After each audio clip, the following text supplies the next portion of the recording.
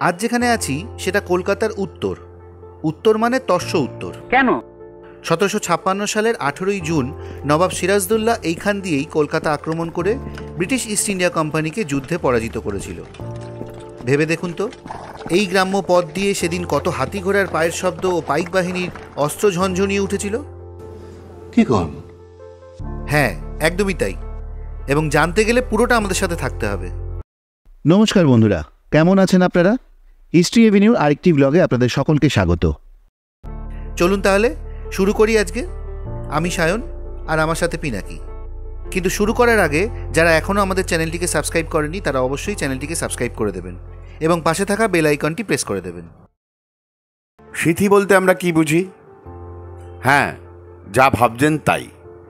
মাথার মাঝে দুপাশে চুল দুভাগ করা সরু সিথি, বা ভালো বাংলায় এবং সংস্কৃতে একে সীমন্তও বলে। আর সেই সিথিতেই মহিলারা পরেন সোনার গয়না। এই সোনার গয়না কলকাতার বিভিন্ন সোনার দোকান থেকে আসে কাটাইয়ের জন্য এই সিথি অঞ্চলে, এবং কিছু যায় বউবাজার অঞ্চলে। কারুর কারুর মতে দেশে বিভিন্নভাবে যত সোনা আমদানি হয় তার মধ্যে বেশিরভাগই এই অঞ্চলে কাটাই হয়।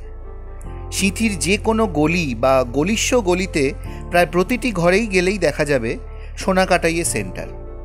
এমনকি এখানে সোনা কাটিয়ে সুদূর গুজরাট ও মহারাষ্ট্রে চলে যায়। আশ্চর্যজনকভাবে এইসব কেন্দ্রের কোনো সঠিক খবরাখবর খুঁজে পাওয়া যায় না। যত গল্প সবই লোকমুখে, কোনো প্রামাণ্য তথ্যও নেই।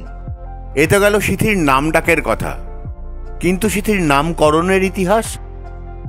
ভাষাতাত্ত্বিক ও গবেষক ডক্টর সুকুমার সেনের মতে কলকাতার সীমান্তবর্তী সরু গ্রাম হিসেবে এই অঞ্চলের নাম হয়েছে সিথি।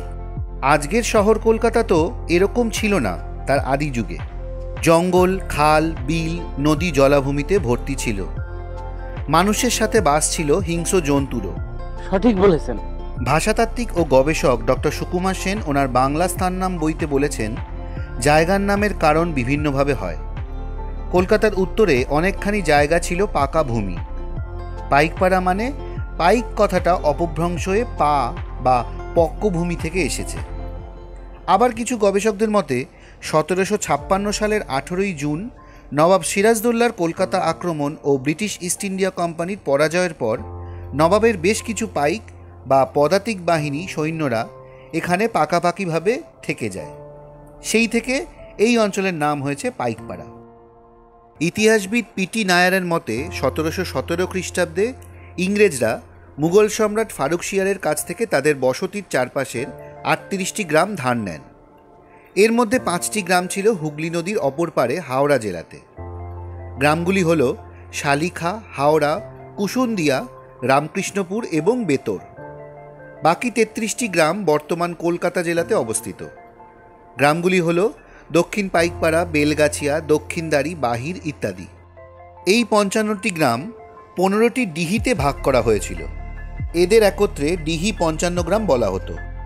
এর মধ্যে ডিহি সিথিতে সিথি, কাশীপুর, পাইকপাড়া গ্রাম, ডিহি চিতপুর, চিতপুর, টালা, বীরপাড়া, কালীদহ গ্রাম।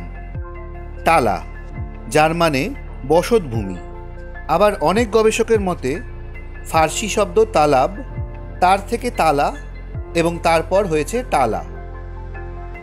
টালা সম্বন্ধে বলতে গেলে যাঁদের কথা না বললেই নয় তাঁদের মধ্যে একজন হলেন শৈলজানন্দ মুখোপাধ্যায়। ওনার জন্ম 19শে মার্চ 1901 সালের বর্ধমান জেলার অন্ডাল গ্রামে। তার বাবার নাম ধরণীধর মুখোপাধ্যায় ও মা হেমবরণী দেবী। তিনি ছিলেন একজন ভারতীয় বাঙালি সাহিত্যিক ও বিখ্যাত চলচ্চিত্র পরিচালক। কয়লা খনি শ্রমিকদের নিয়ে সার্থক বাংলা গল্প রচনায় শৈলজানন্দ পথিকৃৎ। উপন্যাস এবং গল্পসহ প্রায় 150টিরও বেশি বই তিনি লিখেছেন। নিজের কাহিনী, চিত্রনাট্য ও পরিচালনায় শৈলজানন্দের বিখ্যাত ছবি নন্দিনী, বন্দি, শহর থেকে দূরে, অভিনয় নয়, কথা কও, আমি বড় হব, রং বেরং প্রভৃতি। মানে না মানা হীরক জয়ন্তী পালিত প্রথম বাংলা ছবি। এবং 1943 সালে শহর থেকে দূরে তৎকালীন বাংলা সিনেমার মাল্টিস্টারার ফিল্ম। সেই ছবিতে ছিলেন মলিনা দেবী, জহর গাঙ্গুলি, ধীরাজ ভট্টাচার্য, রেণুকা রায় প্রমুখ। সারা জীবন ধরে দারিদ্র্যের সঙ্গে যুদ্ধ করে শৈলজানন্দ 4-এর দশকে পৌঁছে অর্থের মুখ দেখেছিলেন। প্রথমে একটা বাড়ি কিনেছিলেন বাগবাজারে, পরে সেটা বিক্রি করে টালা পার্কে বন্ধু তারাশঙ্করের বাড়ির কাছে ইন্দ্রবিশ্বাস রোডে বাড়ি করেছিলেন। সিনেমায় বিপুল সাফল্যের কারণে তাঁর জীবনে এসেছিল শান্তি। 1976 সালের 2রা জানুয়ারি বেলা 2টোয় ইন্দ্রবিশ্বাস রোডের বাড়িতে 75 বছর বয়সে তার মৃত্যু হয়। টালার আরেকজন বিখ্যাত মানুষ হলেন বিখ্যাত কথাসাহিত্যিক তারাশঙ্কর বন্দ্যোপাধ্যায়।